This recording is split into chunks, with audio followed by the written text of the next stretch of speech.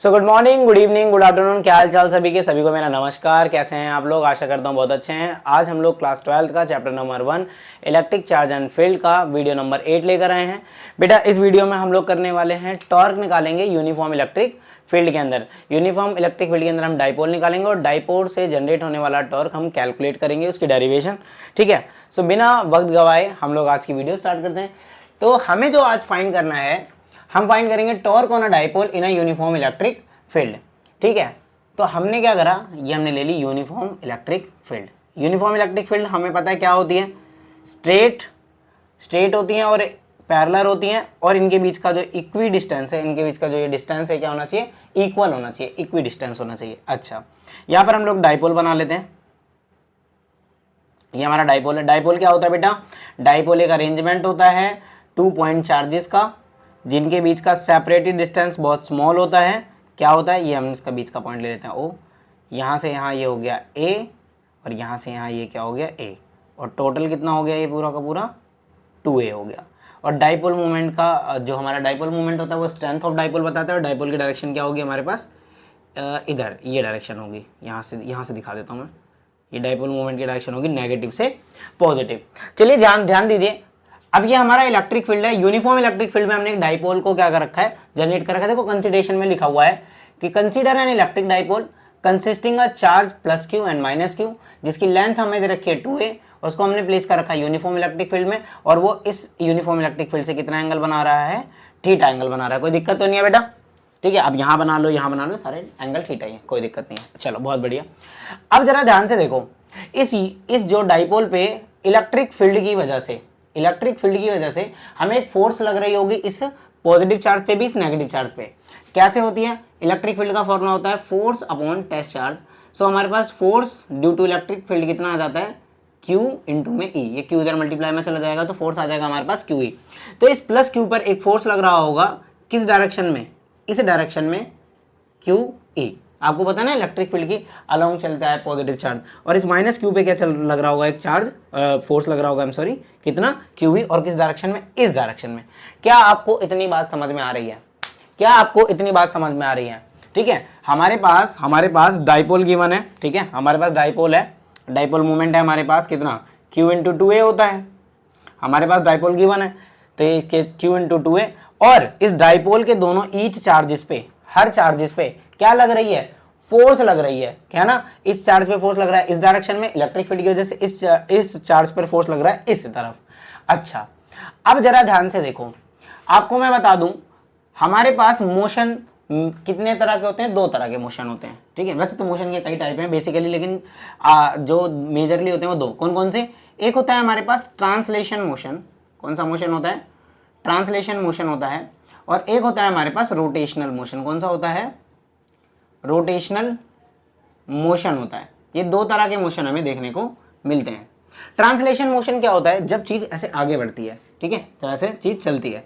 तो जरा ध्यान से देखो, इस पर फोर्स लग रही है इस डायरेक्शन में, ठीक है, इक्वल फोर्स, इस पर फोर्स लग रही है इस डायरेक्शन में।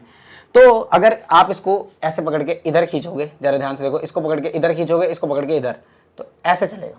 ठीक है, समझ आ रहा है आपको? आप ये ऐसे रखा हुआ डाइपोल, इस पे लग रही है इधर फोर्स, इस पे लग रही है इधर, तो ऐसे आगे ऐसे खींचोगे तो ये ऐसे रोटेट हो रहा है, बट ये आगे बढ़ रहा है क्या? नहीं बढ़ रहा। ठीक है, चलो समझते हैं इसको, एक एक करके समझते हैं। तो force on charge plus Q due to uniform electric field की वजह से प्लस Q पर कितना फोर्स लग रहा होगा, मैग्नीट्यूड की बात करें तो फोर्स लग रहा होगा QE। As it is same, ठीक है, as it is force on charge minus Q due to uniform electric field कितना लग रहा होगा, माइनस Q चार्ज पर भी अगर आप देखें फोर्स कितना लग रहा है, तो अब जरा ध्यान से देखो, तो इस पर भी फोर्स लग रहा है QE। इसकी डायरेक्शन क्या है? इसकी डायरेक्शन है अलोंग इलेक्ट्रिक फील्ड।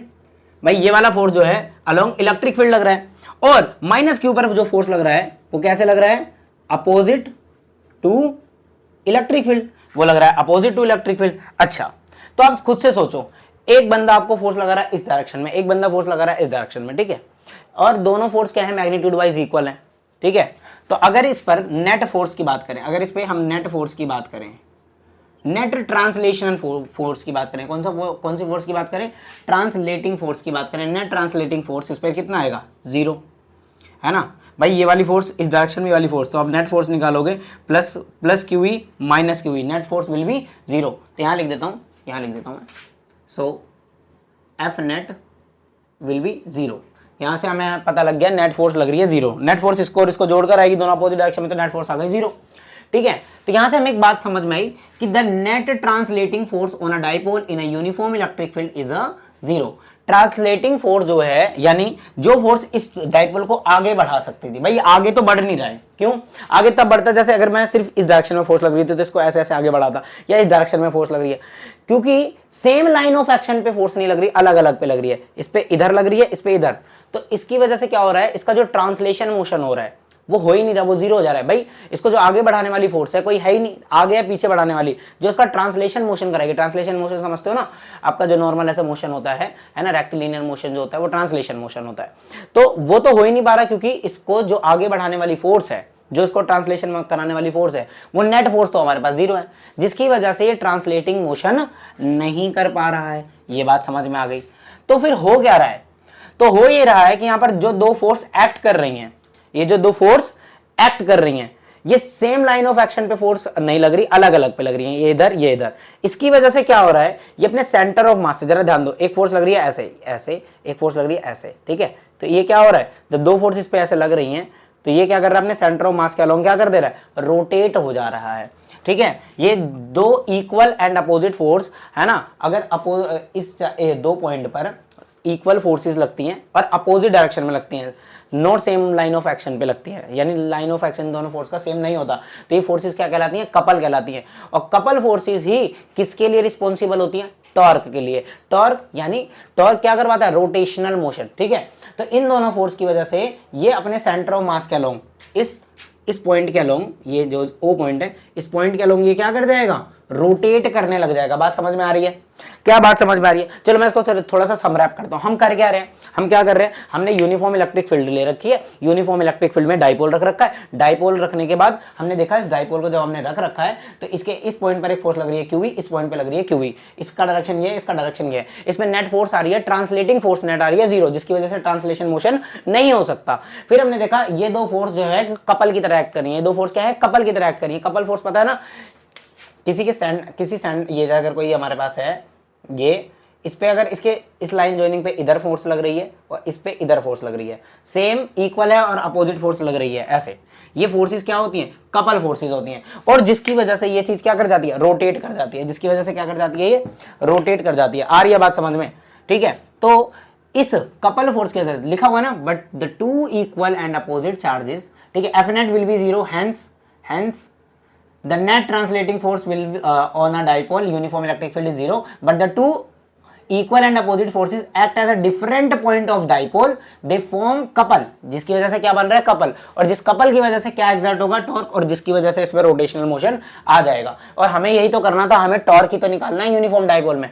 अच्छा, आ जाते हैं फटाफट से। बेटा टॉर्क का फॉर्मूला क्या होता है, टॉर्क का फॉर्मूला होता है फोर्स इनटू में परपेंडिकुलर डिस्टेंस। टॉर्क का फॉर्मूला होता है फोर्स इनटू में परपेंडिकुलर डिस्टेंस। अब जरा ध्यान से देखो, जरा ध्यान से देखो, अगर मैं इस सेंटर से ऐसे, जरा ध्यान से देखो, ये फोर्स ऐसे लग रही है ना, तो इसकी वजह से ये अपने सेंटर ऑफ मास से ये वाली चीज इस तरफ घूमेगी, कैसे, क्लॉकवाइज। प्लस क्यू कैसे घूमना चाहता है, क्लॉकवाइज घूमना चाहता है। अच्छा, इस पे फोर्स लग रही है ऐसे, तो ये ऐसे हो जाएगा। जरा ध्यान से देखो, इस पे फोर्स ऐसे, इस पे फोर्स ऐसे, खुद से सोचो, इस पे फोर्स ऐसे, इस पे फोर्स ऐसे घूमेगा, ऐसे घूमेगा। तो माइनस क्यू भी कैसा घूम रहा है, क्लॉकवाइज घूम रहा है। एक टॉर्क बनेगा इसकी वजह से, एक टॉर्क बनेगा इसकी वजह से, दोनों टॉर्क को हम जोड़ देंगे, ठीक है, दोनों टॉर्क को हम जोड़ देंगे, हमारे पास नेट टॉर्क आ जाएगा। ठीक है, तो सीधा मैं नेट टॉर्क निकाल कर दिखाता हूं। नेट टॉर्क, सीधा मैं टाउ लिख रहा हूं, ये नेट टॉर्क है। नेट टॉर्क कैसे निकलेगा, अब जरा ध्यान से देखो, टॉर्क निकालने का फॉर्मूला क्या है, फोर्स इनटू में परपेंडिकुलर डिस्टेंस। क्या है, फोर्स इनटू में परपेंडिकुलर डिस्टेंस। अच्छा, बहुत बढ़िया, ठीक है। इस पे जो फोर्स लग रही है वो भी क्यू ही है, इस पे जो फोर्स लग रही है वो भी क्यू ही है, दोनों का मैग्नीट्यूड सेम है। तो फोर्स देखो, आप ऐसे करोगे ना, जरा देखो यहाँ साइड में करके दिखाता हूँ। नेट टॉर्क क्या आएगा, नेट टॉर्क आएगा टाउ 1 प्लस में टाउ 2, ठीक है। तो नेट टॉर्क आ जाएगा हमारे पास इसका फोर्स इनटू में इसका परपेंडिकुलर डिस्टेंस, प्लस में इसका फोर्स, प्लस में इसका परपेंडिकुलर डिस्टेंस। दोनों का फोर्स तो सेम है ना बेटा, तो फोर्स कॉमन ले लो, अंदर क्या बचेगा, इसका परपेंडिकुलर डिस्टेंस प्लस इसका परपेंडिकुलर डिस्टेंस, दोनों परपेंडिकुलर डिस्टेंस को जोड़ दो, मल्टीप्लाई कर दो, क्या आ जाएगा टॉर्क। क्या ये बात समझ में आई? तो मैं सीधा सीधा लिख रहा हूँ ना, दोनों पे फोर्स कितनी है हमारे पास, क्यूवी, तो मैंने क्यूवी फोर्स ले ली, कोई दिक्कत तो नहीं है। दोनों पे फोर्स है क्यूवी, तो मैंने क्यूवी फोर्स ले ली। अब हमें चाहिए परपेंडिकुलर डिस्टेंस। अब जरा ध्यान से देखो, इसके सेंटर से ये होगा इसका परपेंडिकुलर डिस्टेंस, है ना, ये होगा इसका परपेंडिकुलर डिस्टेंस, और इसके सेंटर से ये होगा इसका परपेंडिकुलर डिस्टेंस यहाँ तक, है ना, ये डिस्टेंस है। यहाँ से अगर मैं सेंटर से घूम रहा है ना, ये सेंटर से घूम रहा है, यहाँ से ऐसे छोटा सा ट्रायंगल बना लो आप। ये भाई देखो, ये डाइपोल है, ये यहाँ इसके ओ पॉइंट से घूम रहा है, तो ये देखो ना, यहाँ से घूम रहा है ना, तो ये इसका परपेंडिकुलर डिस्टेंस हो जाएगा। अच्छा देखो, ये ए है, ये ए है, ठीक है। यहाँ से आप खुद से दिमाग लगाओ, साइन थीटा क्या होता है, साइन थीटा होता है परपेंडिकुलर डिस्टेंस अपॉन में हाइपोटेनस। हाइपोटेनस क्या ए है, हाइपोटेनस क्या ए है, ए इधर चला जाएगा तो परपेंडिकुलर डिस्टेंस कितना आएगा, ए साइन थीटा। परपेंडिकुलर डिस्टेंस कितना आएगा, ए साइन थीटा। ये डिस्टेंस ए साइन थीटा, ये डिस्टेंस भी ए साइन थीटा। बेसिकली दोनों डिस्टेंस को जोड़ेंगे तो कितना आ जाएगा, ये टोटल डिस्टेंस, परपेंडिकुलर डिस्टेंस ही तो है इस ट्रायंगल का, तो पूरा टोटल डिस्टेंस कितना आ जाएगा, 2a साइन थीटा आ जाएगा। कोई दिक्कत तो नहीं है, कोई दिक्कत तो नहीं है, कोई दिक्कत तो नहीं है। चलो बहुत बढ़िया, एक काम कर लेते हैं, इसको मैं यहीं लिख लेता हूँ, इसको मैं पहले ना यहीं से, हम ऐसे भी निकाल सकते हैं, है ना। हम ये वाला ट्रायंगल ले रहे हैं, है ना, ये वाला ट्रायंगल में हमने cos थीटा की वैल्यू निकाली। यहाँ से एक काम कर लेते हैं, cos थीटा की वैल्यू निकाल लेते हैं, यहाँ साइड में निकाल लेते हैं। सो cos थीटा बराबर में, cos थीटा कह रहा हूँ, sorry sine theta, I am sorry sine theta, sine theta की वैल्यू निकाल लेते हैं सीधा बड़े वाले ट्रायंगल के लिए। आपको पता लग गया ना, ए साइन थीटा ये है, ए साइन थीटा ये, टोटल 2a साइन थीटा हो जाएगा। बस दिखाने के लिए मैं आपको सीधा बड़े वाले ट्रायंगल का निकाल के दिखा दे रहा हूँ, कैसे, ठीक है। ये हमारे पास 2a है, a प्लस ए 2a, और ये परपेंडिकुलर डिस्टेंस, तो साइन बराबर होता है परपेंडिकुलर अपॉन में हाइपोटेनस। हाइपोटेनस कितना है हमारे पास, 2a, तो परपेंडिकुलर डिस्टेंस टोटल इस बड़े वाले ट्रायंगल के लिए क्या आ जाएगा, 2a साइन थीटा आ जाएगा। कोई दिक्कत तो नहीं है, ठीक है, बहुत बढ़िया। तो हमारे पास जो टॉर्क का फॉर्मूला है, टॉर्क का फॉर्मूला है, फोर्स कितना है हमारे पास, QV है, परपेंडिकुलर डिस्टेंस कितना है हमारे पास, 2a साइन थीटा है। सो नाउ जो टॉर्क अब ये Q इंटू 2a को क्या लिख सकते हैं, P लिख सकते हैं क्या बेटा, इस Q इंटू 2a को क्या लिख सकते हैं, P लिख सकते हैं क्या, आपको पता है ना, P बराबर कितना होता है, Q इंटू में 2a होता है, ठीक है। सो हमारे पास जो नेट टॉर्क आ गया वो कितना आ गया, PE साइन थीटा। अच्छा, इसको अगर आप वेक्टर फॉर्म में लिखना चाहते हो, इन वेक्टर फॉर्म, इन वेक्टर फॉर्म, तो वेक्टर फॉर्म में क्या आएगा, जो टॉर्क होगा वो हो जाएगा P क्रॉस E। हमेशा ध्यान रखना, जो टॉर्क आएगा वो P क्रॉस E आएगा, कभी भी गलती से E क्रॉस P मत कर देना बेटा, E क्रॉस P मत कर देना, P क्रॉस E होता है, ठीक है, फर्क पड़ जाता है इससे। आपको पता होना चाहिए A क्रॉस B बराबर नहीं होते B क्रॉस A के, ये तो हमने 11th में पढ़ा है, तो वेक्टर आपको समझ में आना चाहिए, ठीक है। ये एंगल किसके है, P और E के बीच में, पर है ना, हमारे डाइपोल मूवमेंट और इलेक्ट्रिक फील्ड के बीच में बनने वाला एंगल है, तो ये P क्रॉस E होता है, ठीक है। चलो बहुत समझ में आ गई क्या एक बार समझ आ गई, समरैप कर दूं फटाफट से। मैंने कुछ नहीं कहा, मैंने कहा कि ये डाइपोल है, यूनिफॉर्म इलेक्ट्रिक फील्ड में रखा हुआ है, इस चार्ज पर फोर्स लग रही है QV, इस डायरेक्शन में, इस चार्ज पर लग रही है QV, इससे ट्रांसलेशन मोशन तो जीरो हो जाएगा, बट ऐसे है ना, ऐसा, हाँ, बट इस पे ना जो फोर्स लग रही है ना, वो लाइन ऑफ एक्शन सेम नहीं है, तो अलग अलग फोर्स लग रही है, एक मतलब सेम फोर्स अलग अलग लाइन ऑफ एक्शन पे लग रही है, ये इधर, इसकी वजह से क्या हो रहा है, ये रोटेट हो रहा है, इसकी वजह से क्या हो रहा है, ये रोटेट, यानी रोटेशनल मोशन आ रहा है। तो इस पर हम टॉर्क निकाल सकते हैं। टॉर्क होता है, क्या होता है, फोर्स इंटू में परपेंडिकुलर डिस्टेंस, फोर्स इंटू में परपेंडिकुलर डिस्टेंस। दोनों पे फोर्स लग रहा है QV, तो मैंने दोनों पे फोर्स लगा दिया, QV कॉमन, दोनों का परपेंडिकुलर डिस्टेंस, इसका यहाँ तक perpendicular distance a sin theta, इसका परपेंडिकुलर a sin थीटा, दोनों को जोड़ दोगे 2a sin थीटा। और नहीं समझ आ रहा तो आप सीधा समझना, ये चीज पूरी घूम रही है, ये पूरी चीज घूम रही है और सेम डायरेक्शन में घूम रही है, सेम डायरेक्शन में घूम रही है, तो इसका फोर्स हो गया QV, और परपेंडिकुलर डिस्टेंस ये ले लो सीधा 2a sin थीटा, ऐसे निकाल लो। नहीं समझ आ रहा वैसे तो परपेंडिकुलर अपॉन 2a, यहाँ से आएगा 2a sin थीटा, और फिर हमने Q इंटू 2a P होता है, तो P sin थीटा हो गया, वेक्टर फॉर्म में हम लिखेंगे P क्रॉस E। कोई दिक्कत तो नहीं है, कोई दिक्कत तो नहीं है, टॉर्क आ गया। अच्छा, यहाँ पर कुछ बातें कर लेते हैं फटाफट से।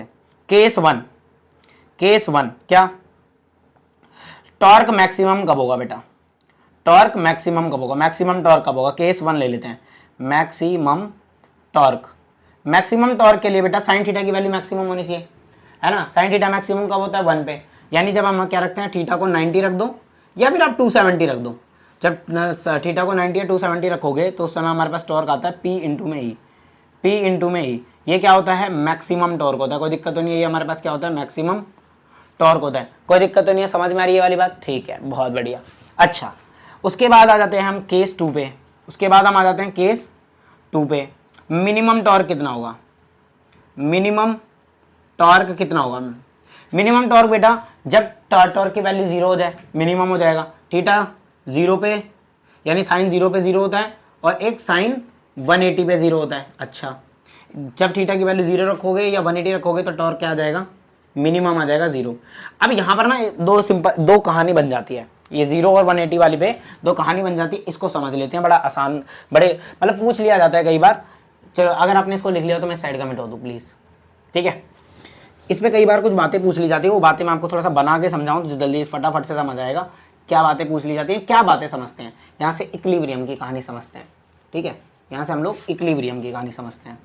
अच्छा, ये हमारे पास यूनिफॉर्म इलेक्ट्रिक फील्ड, ठीक है, चलो सही बन गई ना। ये यहाँ पर ये हमारी यूनिफॉर्म इलेक्ट्रिक फील्ड है और यहाँ पर हमने रख दिया डाइपोल, ठीक है, ये -q ये +q। डाइपोल का डायरेक्शन क्या होता है, माइनस से प्लस की तरफ, तो यानी इसका मैं डाइपोल का डायरेक्शन ये है इस तरफ, ठीक है। इलेक्ट्रिक फील्ड का डायरेक्शन भी इस तरफ है, तो ई का डायरेक्शन भी इधर है, पी का डायरेक्शन भी इधर है, तो थीटा विल बी 0। अच्छा, और एक कहानी हमने ली ये वाली, एक कहानी हमने ली ये वाली कि यहाँ पर हमने ये ऐसे यहाँ पर रख दिया इस बार +q, यहाँ पर रख दिया -q, इसको ऐसा पूरा घुमा दिया। यानी इस समय p की डायरेक्शन इस तरफ है, इस तरफ हमारे इसकी डायरेक्शन, किसकी, डाइपोल की डायरेक्शन ये वाली है ना, और e की डायरेक्शन ये वाली, तो थीटा क्या बन रहा है 180। दोनों की बात समझते हैं, दोनों पे टॉर्क तो मिनिमम है, दोनों पे टॉर्क मिनिमम है, ये बात तो समझ में आ रही है। दोनों की कहानी समझो जरा, इस जगह पर देखो, पहले इस जगह पर, इस पर फोर्स लगेगा इलेक्ट्रिक फील्ड की वजह से इस डायरेक्शन में QE, इस पर फोर्स लगेगा direction QE magnitude wise opposite direction में। अब कोई बंदा ऐसे खड़ा है, कोई बंदा इसको इधर खींच रहा है, कोई बंदा इधर, तो इधर खींच रहा है, इधर खींच रहा है, ठीक है। अगर आपको इधर भी खींच रहा है, इधर भी खींच रहा है, तो बॉडी क्या रहेगी, स्टेबल, ये तो हमने पढ़ा है ना भाई। इधर खींच रहा है, इधर खींच रहा है, रोटेट छोड़ो, रोटेट तो होगा नहीं, रोटेट तो होगा नहीं, क्योंकि लाइन ऑफ एक्शन क्या है, सेम है, सेम लाइन पर फोर्स लग रही है, इधर भी, तो नेट जो उस पे फोर्स लग रहा होगा वो 0 होगा, ठीक है, ये बात तो हमको पता है, नेट फोर्स 0 लग रहा होगा। और क्योंकि ये सेम लाइन ऑफ एक्शन पे फोर्स लग रही है तो इसमें टॉर्क भी कितना होगा, 0 होगा। अच्छा, ये बात तो समझ में आ रही है। यानी क्या ये आपको पता हो, अगर ट्रांसलेशन मोशन या ट्रांसलेटिंग फोर्स और क्या नाम है, रोटेटिंग फोर्स, ठीक है, जो रोटेट करा रही है, यानी टॉर्क और नेट फोर्स, जब हमारा नेट फोर्स ट्रांसलेशन वाला और प्लस में क्या ये वाला फोर्स और हमारे पास जो नेट टॉर्क होता है, ये दोनों अगर 0 हो जाते हैं, ये दोनों अगर 0 हो जाते हैं, तो हमारा जो कंडीशन होता है वो कौन सा होता है, इक्विलिब्रियम का कंडीशन होता है। कौन सा कंडीशन होता है, इक्विलिब्रियम। कोई बॉडी इक्विलिब्रियम में कब जाती है, जब वो ट्रांसलेटिंग मोशन ना कर रही हो, यानी ट्रांसलेटिंग फोर्सेस पे 0 लग रहा हो, ट्रांसलेशन मोशन बिल्कुल ना हो रहा हो, और इक्विलिब्रियम कंडीशन आती है जब ट्रांसलेटिंग मोशन 0 हो और रोटेशनल वाली फोर्स भी उस पर 0 हो, यानी नेट टॉर्क भी 0। नेट टॉर्क और नेट ट्रांसलेटिंग फोर्स अगर 0 होती है तो कंडीशन कौन सी बनती है, इक्विलिब्रियम की बनती है। अब सवाल ये आता है ये कौन सा इक्विलिब्रियम है, दो इक्विलिब्रियम होते हैं साहब, एक होता है स्टेबल इक्विलिब्रियम, एक होता है अनस्टेबल इक्विलिब्रियम। कौन सा इक्विलिब्रियम कंडीशन है ये। अब एक बात खुद से सोचो, स्टेबल इक्विलिब्रियम क्या होता है, आपको समझाया था ना मैंने, कहीं आप अगर नहीं समझा, आई एम सॉरी, मैंने 11th की वीडियोस नहीं डाली, बट आपने कभी जब 11th पढ़ी होगी तो आपने पढ़ा होगा ना। स्टेबल इक्विलिब्रियम क्या होता है, जैसे ये कटोरे में मैंने बॉल रख दी, इसको जैसे मैं इधर फेंकूंगा, जैसे इसकी पोटेंशियल एनर्जी या इस पे एनर्जी या फोर्स लगाऊंगा, सब छोड़ो, चलो एनर्जी फोर्स कंसेप्ट बिल्कुल कंफ्यूज नहीं करूंगा। इस बॉल पे फोर्स लगाओगे, ये बॉल दोबारा घूमकर वापस आएगी। क्यों, क्योंकि ये स्टेबल इक्विलिब्रियम पे है। कौन सी इक्विलिब्रियम पे, स्टेबल। ये अपनी पोजीशन नहीं छोड़ना चाहती क्योंकि ये मिनिमम पोटेंशियल एनर्जी पे है। जैसे इसको यहाँ लेकर आओगे फिर वापस, जैसे यहाँ लेकर जाओगे फिर यहाँ, या फिर इधर बढ़ाओगे तो फिर वापस, यानी अपनी पोजीशन छोड़ना नहीं चाहती। जो अपनी पोजीशन छोड़ना नहीं चाहता वो कौन सी फॉर्म में होता है, स्टेबल इक्विलिब्रियम में। अब जरा ध्यान से देखो, इसको जैसे ही मैंने ऐसे मोड़ा, इसको जैसे ही मैंने ऐसे मोड़ा, सपोज कर लेते हैं इसको हमने ऐसे मोड़ दिया इसके सेंटर से, अब -q यहाँ पर है और +q यहाँ पर है। जरा समझना मेरी बात, ठीक है। अब +q पर फोर्स लगेगी इस डायरेक्शन में QE, और -q पे फोर्स लगेगी इस डायरेक्शन में QE। इसकी वजह से क्या हुआ, ये इधर, तो फोर्स ऐसे, फिर ये वापस किस पे आ गया, उसी पोजीशन पे। देखो खुद से समझो, ये इधर है, इस पे फोर्स लग रही है इधर और इस पे लग रही है इधर, ये फिर से ऐसे घूम जाएगा, ये ऐसे फिर से। यानी ये कैसा इक्विलिब्रियम है, स्टेबल इक्विलिब्रियम है बेटा। कैसा इक्विलिब्रियम है, थीटा 0 पे कैसा इक्विलिब्रियम है, स्टेबल इक्विलिब्रियम पर है। कोई बात, कोई दिक्कत तो नहीं, आपको समझ में आ रहा है, ठीक है, बहुत बढ़िया। और ये वाली बात तो तुम्हें थोड़ा थोड़ा समझ में आने लग जाएगी अपने आप ही, कि देखो थीटा 180 पर, यहाँ पर हमारे पास थीटा 180 पर भी नेट फोर्स तो 0 है ही है, और नेट टॉर्क भी इस पे भी 0 आएगा। कैसे, अब इसमें वही फोर्स, इस पर इधर लग रही है फोर्स QE और इस पर फोर्स लग रही है QE इस डायरेक्शन में, पॉजिटिव फोर्स इस बार इधर लग रही है, नेगेटिव फोर्स क्यू इधर लग रहा है। तो वही वाली बात है, अब इसको दबाया जा रहा है, एक फोर्स इधर एक फोर्स इधर, ऐसे दबाया जा रहा है, सेम लाइन ऑफ एक्शन पे लग रही है, तो नेट टॉर्क भी कितना होगा, जीरो, नेट फोर्स भी जीरो। ये भी कौन सी कंडीशन है, इक्विलिब्रियम कंडीशन। लेकिन अब ये स्टेबल है या अनस्टेबल इक्विलिब्रियम है, समझते हैं इसको, जरा समझना। अब ये प्लस वाला है, इसको जैसे मैंने घुमाकर ऐसे कर दिया, ये ऐसे, तो यहां पर ये प्लस वाला है, प्लस क्यू, यहां पर ये माइनस क्यू है। इस पर फोर्स लगेगी इस तरफ, इस पर फोर्स लगेगी इस तरफ, ये कैसे भागेंगे, ये ऐसे भागेंगे, ऐसे। क्या ये अपनी पोजीशन पे वापस आना चाह रहे हैं, नहीं। समझो समझो, जैसे ही हमने उल्टा कटोरा रख दिया, इस पर रख दी बॉल, ये इक्विलिब्रियम कंडीशन होती है, ये अपनी पोटेंशियल एनर्जी पर है, ये क्या है, इक्विलिब्रियम कंडीशन पे। इसमें नेट टॉर्क नेट फोर्स दोनों जीरो है। लेकिन जैसे ही इस पर आप फोर्स लगाते हो, ये क्या बॉल सरक कर क्या आ जाती है, अपनी मिनिमम पोटेंशियल एनर्जी पर आ जाती है ना। जैसे ये बॉल को जब हम इधर सरका रहे थे तो ये वापस अपनी पोजीशन अटेन कर रही थी, इसलिए इसको स्टेबल इक्विलिब्रियम बोलते हैं। और ऐसी इक्विलिब्रियम स्टेट जब वो जैसे उस पर हल्की सी फोर्स लगाओ तो वो अपनी पोजीशन तुरंत क्या कर दे, चेंज कर दे, इसको कैसा बोलते हैं, अनस्टेबल इक्विलिब्रियम। बेटा इसको आपने हल्का सा भी हिलाया तो ये तुरंत ऐसे घूम जाएगा, हल्का सा भी, ये पॉजिटिव है, इसको घुमाया तो इस पर ऐसा फोर्स लग जाएगा, तुरंत घूम जाएगा। तो ये कैसा फोर्स है, ये कैसा इक्विलिब्रियम है, ये हमारे पास अनस्टेबल इक्विलिब्रियम है। कोई दिक्कत तो नहीं है। ये हमारे पास स्टेबल इक्विलिब्रियम है और ये हमारे पास अनस्टेबल इक्विलिब्रियम है। कोई दिक्कत तो नहीं है, समझ में आया क्या। मैंने आपको दो बातें बताई, मैक्सिमम टॉर्क थीटा 90 270 पर मिलेगा, वो होगा क्यू पी, ठीक है। अच्छा, मिनिमम टॉर्क मिलेगा टाउ जीरो, जीरो पर मिलेगा 180 पे। जीरो पर देखोगे तो ये जीरो पर नेट फोर्स भी जीरो होगा, नेट टॉर्क भी जीरो होगा, इक्विलिब्रियम कंडीशन होगा। और कैसा इक्विलिब्रियम होगा, स्टेबल इक्विलिब्रियम होगा। और 180 पर देखोगे तो एफ नेट भी जीरो होगा, नेट टॉर्क भी जीरो। ये भी कौन सी कंडीशन है, इक्विलिब्रियम की कंडीशन है, बट कैसा इक्विलिब्रियम है, अनस्टेबल इक्विलिब्रियम है। क्या आपको इतनी सारी बातें समझ में आई, ठीक है। अगर भाई बहुत तेज हो रहा होगा तो बेटा वीडियो को थोड़ा स्लो करके देख लेना या 2-4 बार पीछे करके देख लेना। आई एम डैम श्योर कि आपको बातें समझ आ जाएंगी, ठीक है। इतनी बातें समझ आ गई तो एक छोटी सी बात और करते हैं, क्या मैं इसको मिटा दूं, ठीक है। चलो एक छोटी सी बात और करते हैं, क्या बात करते हैं,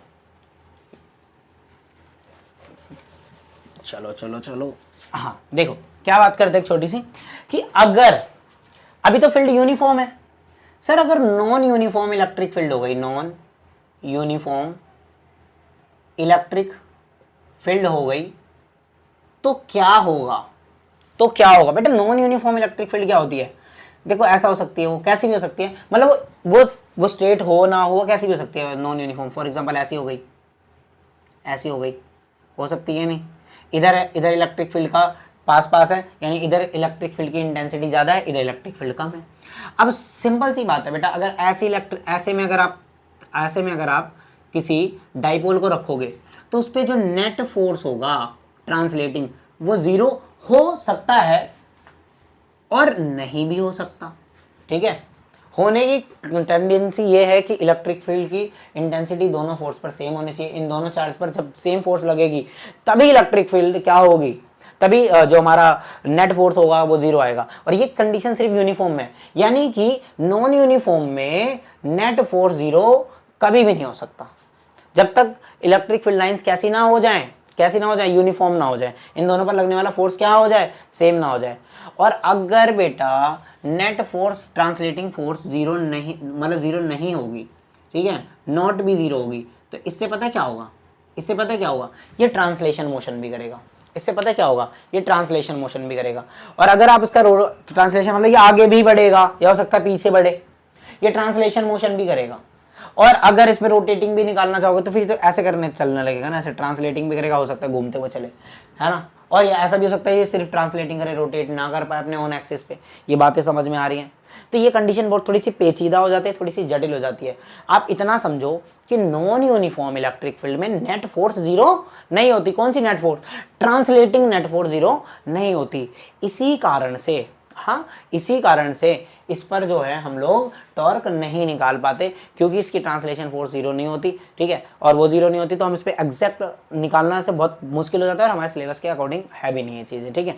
तो इसलिए हम इसका डिस्कशन नहीं करेंगे, कोई दिक्कत तो नहीं है, या इसका ज़्यादा डिस्कशन, इतनी बात समझ में। बस अगर आपसे पूछ ले तो बस आप इतना बोल देना कि नॉन यूनिफॉर्म इलेक्ट्रिक फील्ड में ट्रांसलेटिंग जो फोर्स होती है वो जीरो नहीं होती, जिसकी वजह से ट्रांसलेशन मोशन कर सकता है, ठीक है। और बेटा कब तक करेगा ये भी नहीं पता, भाई यहाँ पर आने के बाद जरूर थोड़ी ये फैलती हो जा रही है इलेक्ट्रिक फील्ड लाइन, आगे फैले या ना फैले, क्या है मतलब नॉन यूनिफॉर्म जरूरी नहीं बिल्कुल ऐसी बनी हो भाई, नॉन यूनिफॉर्म ये भी इलेक्ट्रिक फील्ड लाइन्स हो सकती है ना, कर्व वाली।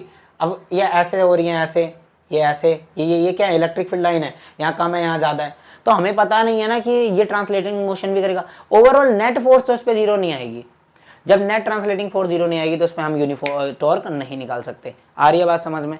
ठीक है, इतनी बात समझने के बाद इस पे हम लोग छोटे छोटे दो क्वेश्चंस वगैरह देख लेते हैं। देखो इस पे दो न्यूमेरिकल देख लेते हैं हम लोग, क्या है पहला, देखो क्या कह रहा है, ठीक है पहला देख लेते हैं फटाफट से। इसमें बहुत ज़्यादा छोटे छोटे न्यूमेरिकल बनते हैं, ज़्यादा बड़े बड़े नहीं बनते, put the value get the answer वाले बनते हैं। जैसे कि पहला देखो कह रहा है an electric dipole when hold at 30 degree with respect to a uniform electric field, यानी इलेक्ट्रिक डाइपोल से यूनिफॉर्म इलेक्ट्रिक फील्ड में एंगल कितने का बन रहा है, या हमें गिवन है, क्या क्या गिवन है, थीटा में गिवन है कितना 30 डिग्री। उसके बाद बोल रहा है of electric field, electric field हमें कितना गिवन है 10⁴ न्यूटन पर कुलम। कह रहा है एक्सपीरियंस है टॉर्क, टॉर्क भी गिवन है बेटा, टॉर्क कितना दे रखा है 9 × 10⁻26 न्यूटन मीटर। कैलकुलेट क्या करना है, कैलकुलेट करना है हमें डाइपोल मूवमेंट। तो आ जाओ फटाफट से, टॉर्क का फॉर्मूला क्या होता है हमारे पास, PE sin थीटा होता है। अब एक बात देखो, इस P को छोड़ दो आप, P को यहाँ छोड़ दो, बाकी सारा टाओ के नीचे ले आओ, टाओ के नीचे आ जाएगा E और यहाँ पे नीचे आ जाएगा sin थीटा। तो हम यहाँ से टाओ हमारे पास कितना बेटा 9 × 10⁻26 बाय E की वैल्यू है 10⁴ इंटू में sin 30, sin 30 की वैल्यू कितनी होती है सबको पता है 1/2 होती है, तो 10⁻26 बाय 10⁴ इंटू में इसकी वैल्यू होगी 1/2, 2 ऊपर चला जाएगा तो हो जाएगा 18, 9 2 जा 18 और ये 4 ऊपर जाएगा तो 4 माइनस का हो जाएगा तो 26 और 4 30, ठीक है। सो ओवरऑल जो हमारा आंसर आएगा 1.8 इंटू में 10⁻⁻29। क्या बात समझ में आ रही है? समझ में आया क्या कैसा क्वेश्चन आया? आसान है, आपको थीटा गिवन था, ई गिवन था, टाओ गिवन था, आपसे डाइपोल मूवमेंट पूछ लिया, हमने फॉर्मूला लगाया, आंसर आ गया, ठीक है, बहुत सिंपल सा था। देखो आंसर नंबर 2 भी कर लेते हैं फटाफट, ठीक है। क्या कह रहा है, कह रहा है electric dipole consisting of 2 charges of magnitude, 2 charges है जिनका मैग्नीट्यूड दे रखा है हमें, क्या है 1/3 इंटू में 10⁻⁷ कुलम, ठीक है। सेपरेटेड बाय अ डिस्टेंस, वो जो चार्ज हैं दो चार्ज रखे हैं, एक हमें दे रखा है -q, एक दे रखा है हमें +q, इनके बीच का जो सेपरेटेड डिस्टेंस है वो कितना दे रखा है हमें 2 सेंटीमीटर, ठीक है। तो हम यहाँ से ले लेते हैं, हमको 2a गिवन है कितना 2 सेंटीमीटर, इसको मीटर में कन्वर्ट करेंगे तो 0.02 मीटर आ जाएगा, ठीक है। अच्छा, the dipole is placed an external field, हमें गिवन है कि डाइपोल को जहाँ हमें आपने प्लेस करा हुआ है तो आपको इलेक्ट्रिक फील्ड वहाँ पर कितनी दे रखी है, इलेक्ट्रिक फील्ड दे रखी है 3 इंटू में 10⁷ न्यूटन पर कुलम, ठीक है।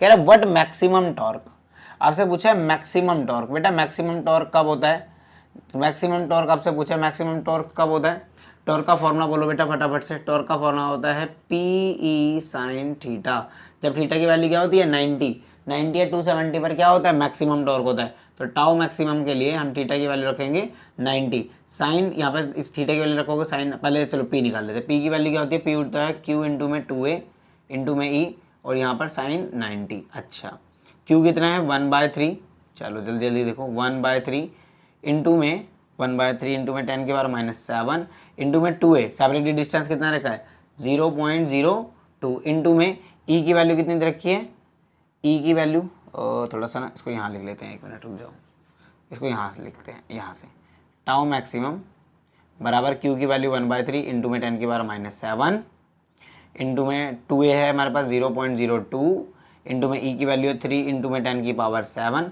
और साइन 90 की वैल्यू होती है 1, कोई दिक्कत तो नहीं है, मल्टीप्लाई 1। सो हमारे पास टाउ मैक्सिमम आ जाएगा, ये 3 से 3 कट जाएगा, ज़्यादा दिख रहा है आपको, 3 से 3 कट गया, अच्छा 10⁻⁷ से -7 से 10⁻⁷ कट गया, तो हमारे पास आंसर आया 0.02, क्या आ गया हमारे पास न्यूटन मीटर, फोर्स इंटू में डिस्प्लेसमेंट, यही होता है ना यूनिट न्यूटन मीटर, तो हमारा आ गया आंसर। तो ऐसे पुट द वैल्यू वाले और गेट द क्वेश्चन, ऐसे छोटे छोटे क्वेश्चंस आपसे पूछे जा सकते हैं, इसमें और ज़्यादा टफ क्वेश्चंस नहीं बनते। हाँ, और कई बार होता है जब आप लोग दूसरा अगला जब चैप्टर है पोटेंशियल एंड कैपेसिटेंस, वहाँ पर जब पोटेंशियल एनर्जी पढ़ोगे ना तो कई बार आपको पोटेंशियल एनर्जी भी निकालने के लिए बोलता है इसके साथ में, तो क्वेश्चन मर्ज हो जाते हैं, तो लेकिन इसमें इससे ज़्यादा टफ क्वेश्चन नहीं बनता, टफ है ही नहीं इसमें, ठीक है। ऐसे ही क्वेश्चन बनते हैं पुट द वैल्यू वाले, गेट द आंसर वाले, ठीक है। तो इस वीडियो में इतना ही, बाकी मिलते हैं।